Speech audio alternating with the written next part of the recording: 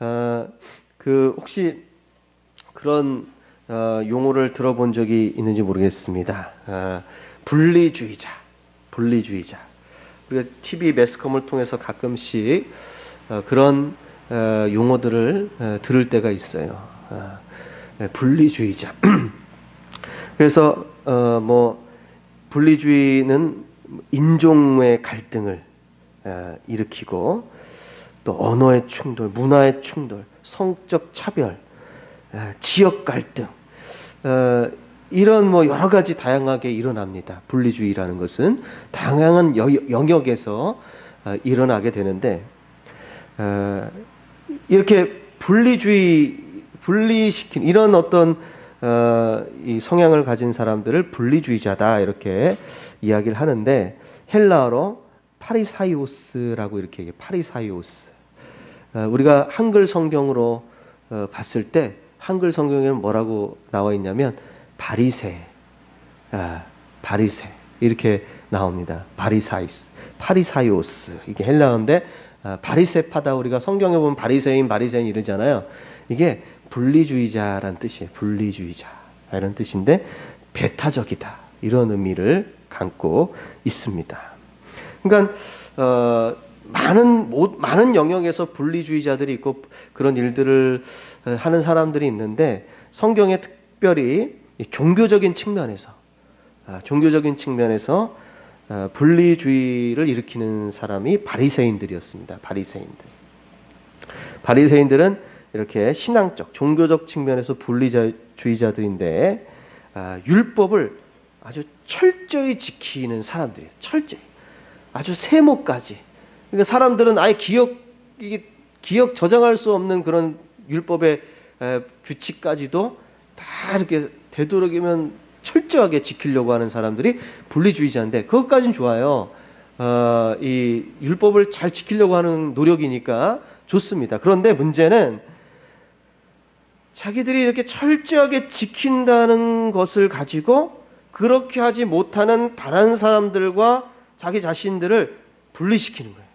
분리시켜서 철저하게 율법을 지키는 자신들을 우월한 존재로, 신앙적으로, 영적으로 우월한 계층으로 만듭니다. 특수 계층으로 스스로 만듭니다. 그리고 그 반대에 있는 사람들을 죄인으로 여깁니다. 그래서 가까이 하지 않으려고 해요. 이런 배타적인 신앙을 가진 바리새인들인데, 오늘 말씀에서 아주 그런 모습을 단적으로 보여주고 있어요.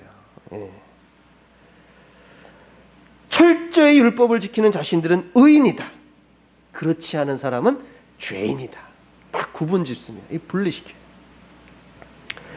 그래서 바리새파 사람들이 자기들이 세운 의인과 죄인의 기준이 있어요. 율법. 그게 기준이에요. 율법을 얼마나 철저하게 지키느냐. 이게 그들이 세운 의인과 죄인의 기준입니다. 그래서 이 사람들은 이 죄인하고는 접촉을 하기 싫어요.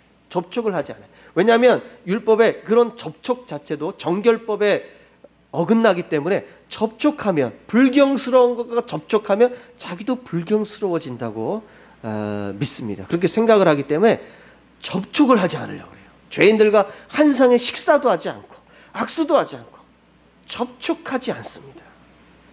상당히 이 배타적이고 분리주의적인 성향을 가지고 있죠. 그런데요, 이들이 생각하는 의인과 죄인의 기준을 허물어 버리는 그런 분이 오셨어요. 그게 누구냐? 바로 예수님이죠. 예수님. 성경에 사도행전에 보니까 이런 말씀이 있네요. 기록된 바 의인은 없나니 하나도 없다. 의인은 없는데 하나도 없다. 깨닫는 자도 없고 하나님을 찾는 자도 없고 다 치우쳐 함께 무익하게 되고 선을 행하는 자는 없나니 하나도 없도다.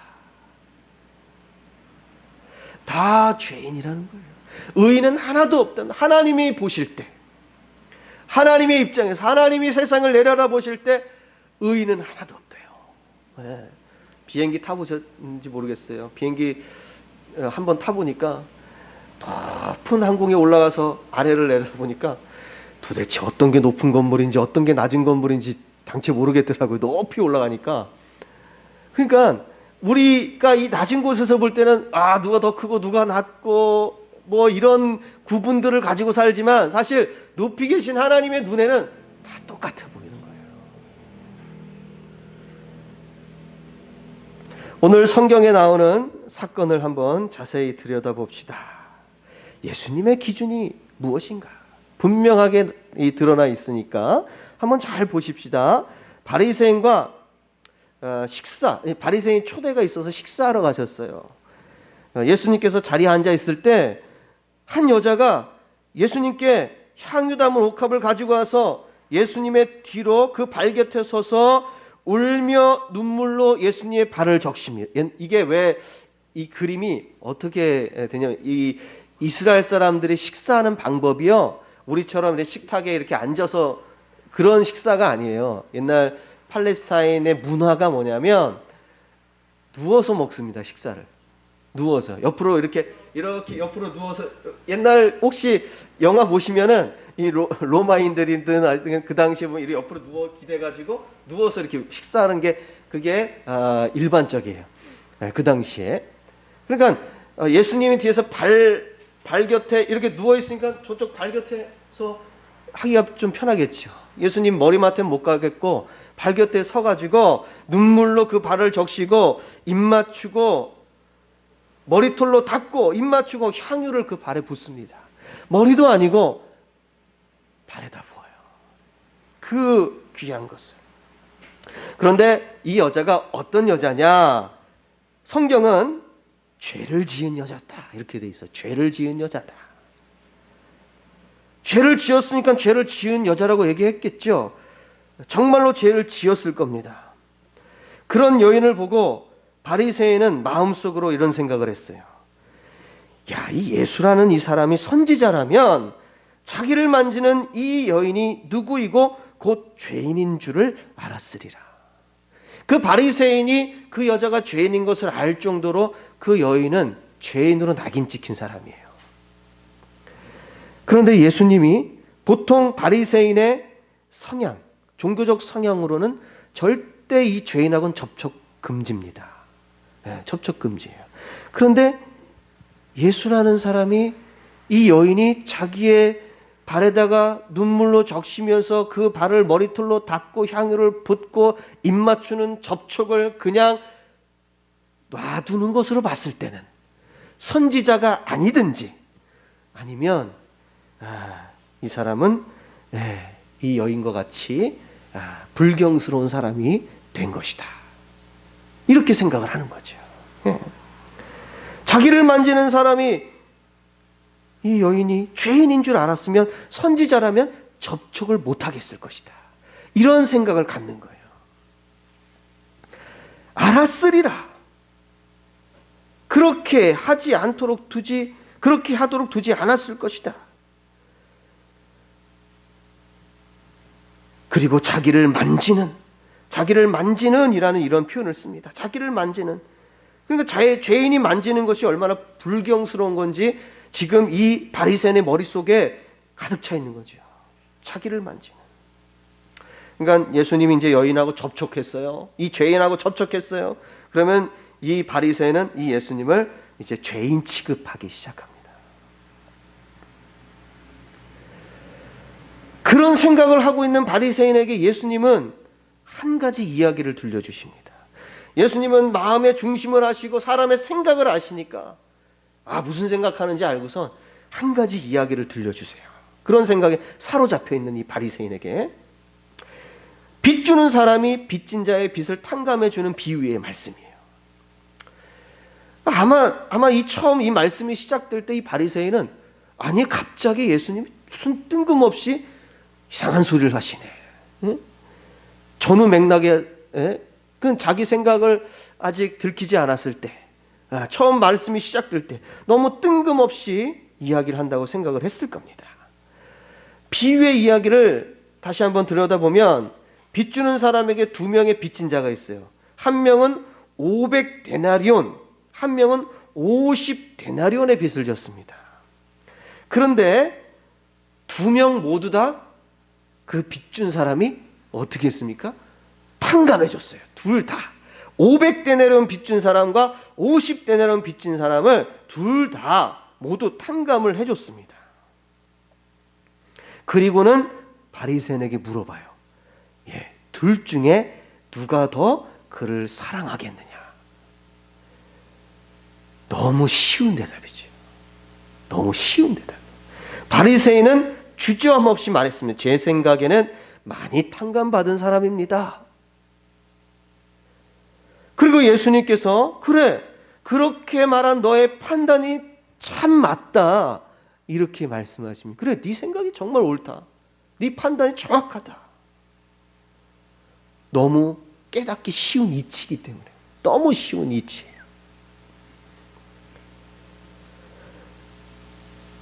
이것은 지금 예수님께서 하신 이 비유의 말씀은 지금 이 바리새인과 예수님의 발에 입맞추는 여인에 대해서 비유적으로 표현한 거죠.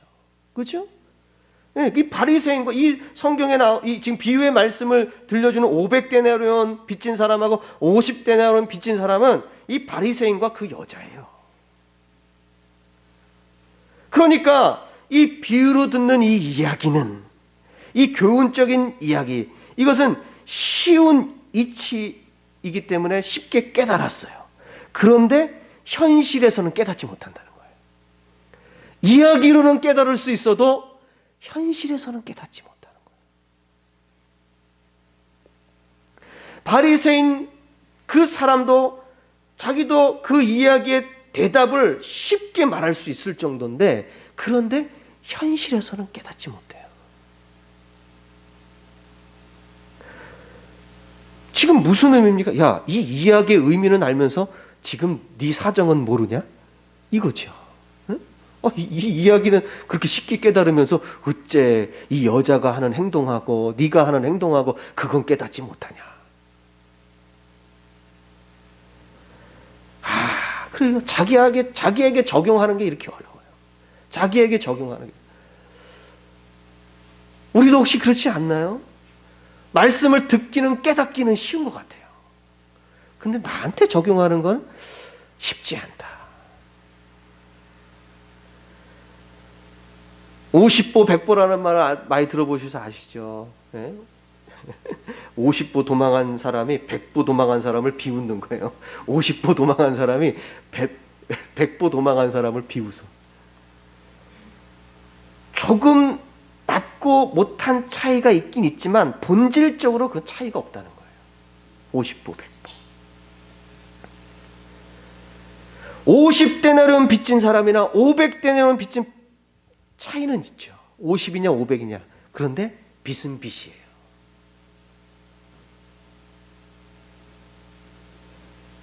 이게 우리의 모습입니다. 다른 데서 우리가 찾으면 안 되고 이 말씀 속에서 나를 볼 수 있어야 해요. 말씀을 우리는 항상 듣고 잘 이해하고 때로는 하나님이 원하시는 답을 우리도 잘 할 수 있어요. 그러나 현실에서는 나에게 적용하지 못하고 살아가는 것이 바로 우리 인생이죠. 사람들은 나를 바리새인과 비교하는 걸 정말 싫어합니다. 때로는요, 이단들이 우리 개신교를 바리새인과 같다고 그렇게 얘기할 때가 있어요. 정말 듣기 싫은 소리지. 누군가 나에게 당신 바리새인 같은 사람이 이러면 정말 듣기 싫은 거예요. 욕 같은 거야, 욕.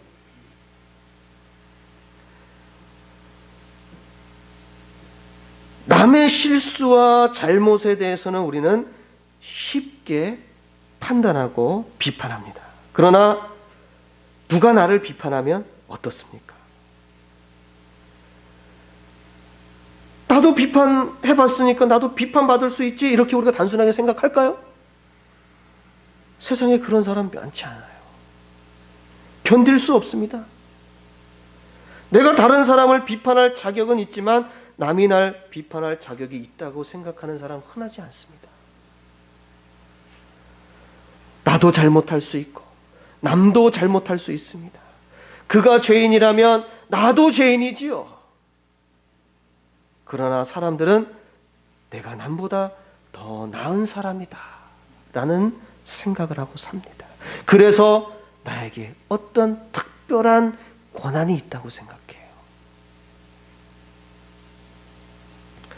그리고 계속해서 말씀을 이어가십니다. 예수님께서 너는 내가 너희 집에 들어올 때 발 씻을 물도 주지 않았는데 이 여자는 눈물로 내 발을 적시고 그 머리털로 닦았으며 너는 내게 입맞추지 아니하였으되 그녀는 내가 들어올 때부터 내 발에 입맞추기를 그치지 아니하였으며 너는 내 머리에 감람유도 붓지 아니하였으되 그녀는 향유를 내 발에 부었느니라.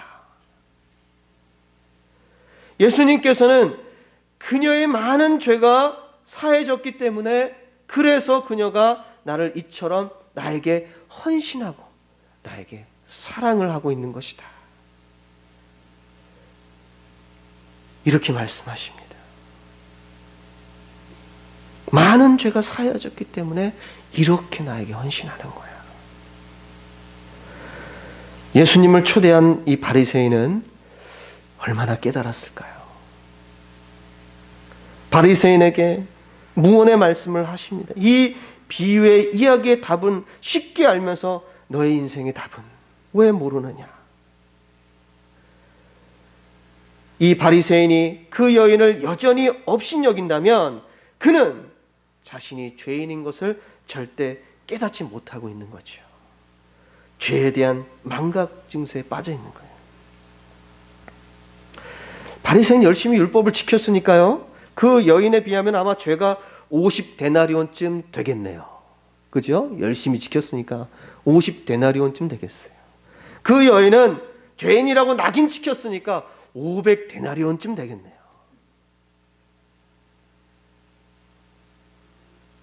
그러나 50데나리온이든 500데나리온이든 죄는 다 있습니다.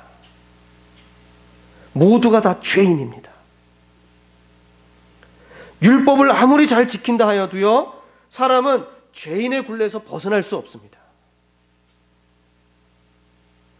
특히나 그 당시 바리새인들이 율법을 지키는 것이 형식적이었어요. 형식적인 율법을 지키는 거예요. 나를 더 돋보이게 하려고, 자랑하려고 율법을 지키는 거예요. 다른 사람보다 더 위에 군림하려고 율법을 지키는 거예요. 형식적인 거죠. 진실함이 없는 이상 그들의 행함은 진짜 무익한 거였어요. 성경 말씀에 로마서 13장 8절에 남을 사랑하는 자는 율법을 다 이루었느니라 이렇게 돼 있어요. 남을 사랑하는 자는 율법을 다 이루었다. 반대로 얘기하면, 역으로 말하면 사랑하지 않으면 율법을 지킬 수 없다는 얘기입니다. 사랑하지 않으면 율법을 지킬 수 없다. 바리새인들은요, 율법 철저하게 잘 지켜요. 그런데 사랑이 없어요. 그러면 율법을 안 지킨 거예요. 무의미한 인생을 사는 거죠.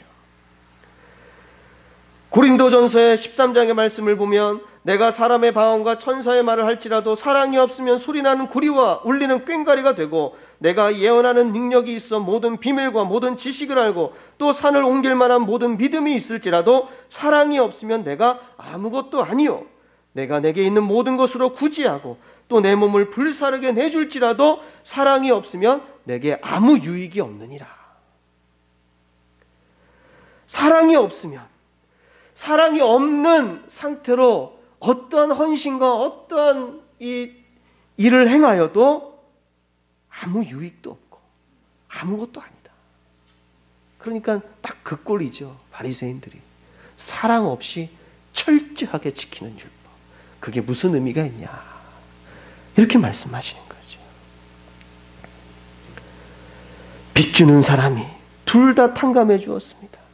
그러나 감사하고 사랑하는 마음은 많이 탕감받은 자가 갖고 있습니다. 많이 탕감받은 사람. 율법을 철저히 지키는 바리새인들은 탕감받을 빚이 없거나 적다고 생각하는 그런 사고방식이지요. 그들의 삶은 그런 사고방식이, 그런 생각이 오히려 그들의 삶이 하나님과 점점 더 멀어지게 만들었어요. 탕감받을 것이 없다. 아니면 난 탕감받은 게 다른 사람보다 적다. 하나님과 멀어지는 거예요.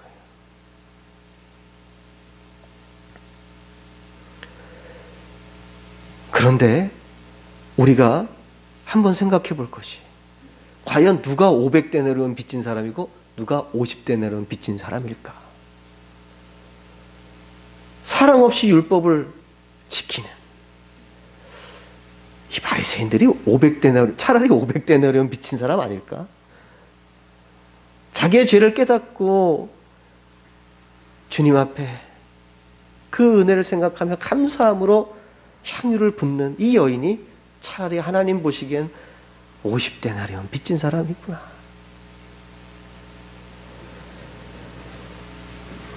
이 바리새인처럼 남을 나보다 항상 아래에 있다고 생각하고 업신여긴다면, 죄송한 말씀이지만 그는 자신이 죄인이라는 사실을, 그리고 내가 용서받은 사실을 완전히 잊어버린 사람이에요. 바리새인과는 하나님과 가장 가까이 있다고 자신들이 생각했지만 사실은 하나님과 멀어진 사람들이었습니다. 한 사람도 하나님께 빚지지 않은 사람 없습니다. 하나님은 예수 그리스도의 보혈의 피로 우리의 빚을 탕감해 주셨습니다.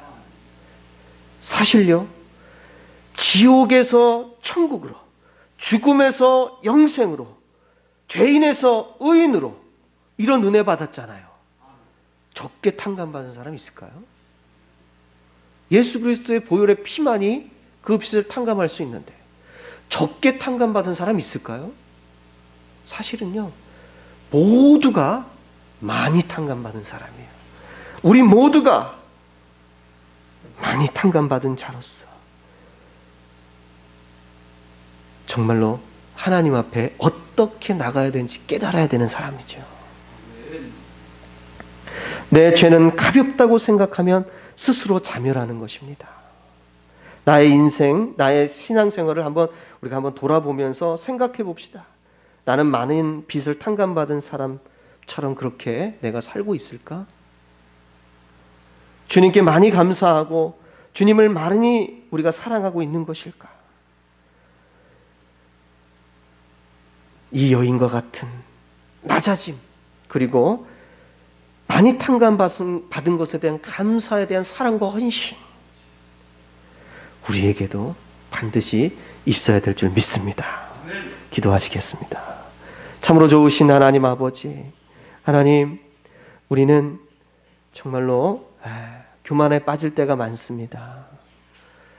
마치 나는 탕감받은 죄가 없든 아니면 적게 있다고 생각하여서 나보다 많이 죄 지은 사람을 업신여기고 비난하고 그들과 가까이 하지 않으려고 하는 그런 나쁜 마음을 먹고 살 때가 있습니다. 용서하여 주시옵소서. 사실 적게 탕감받은 사람이 어디 있습니까? 지옥의 권세에서 하나님 나라 백성 되었는데 우리는 모두 많이 탕감받은 사람인 줄 믿습니다. 성경은 많이 탕감받은 사람의 신앙이 어떠해야 하는지 이 여인을 통해서 알려주고 있습니다. 한 사람도 빠짐없이 이 여인과 같이 우리 하나님 앞에, 우리 예수님 앞에 나가야 될 줄 믿습니다. 우리의 신앙이 이런 믿음으로 회복되게 하여 주시옵소서. 예수님의 이름으로 기도하옵나이다.